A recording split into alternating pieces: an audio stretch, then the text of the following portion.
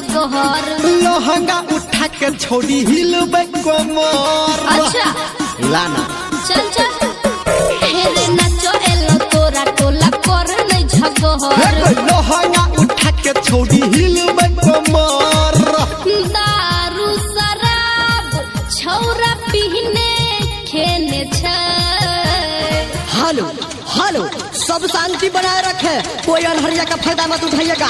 ए अपने माइक थोड़ा स्टार्ट कर दो भाई। रे जनरेटर चालू कर ई छौरी केने छै, जनरेटर चालू कर ई छौरी केने छै, जनरेटर चालू कर ई छौरी केने छै।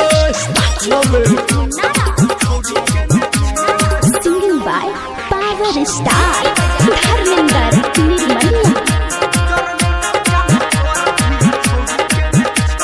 Presented by Golgi Music. हेरे एना ने तू बाज हमरा लागैया रे लाज। डीजे में के छौरी तोरा नहीं छौ आवाज। सुन एना ने तू बाज हमरा लागैया लाज। डीजे में के छौरी तोरा नहीं छौ आवाज।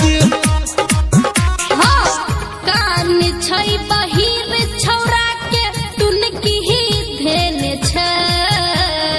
अरे साला मरकरी फोड़ दिया है, अनहार हो गया है पूरा।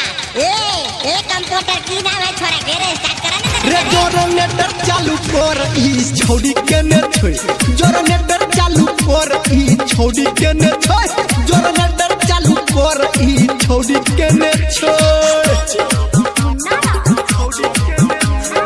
माँ गायत्री recording studio.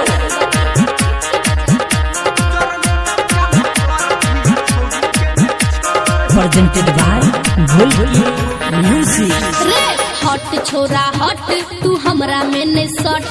हमरा से तू छौरी में बाज फट फट।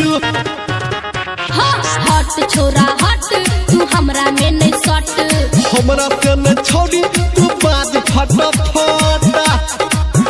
हाँ छौरा निरमलिया हमर टेंशन लेने छै। नूर सुराइछन हरिया गते हेरे सा हटला तसे हेरे तकी कर छरे रूपम देखले करावे। रे जनरेटर चालू कर ई छौरी केने छै, जनरेटर चालू कर ई छौरी केने छै, जनरेटर चालू कर ई छौरी केने छै।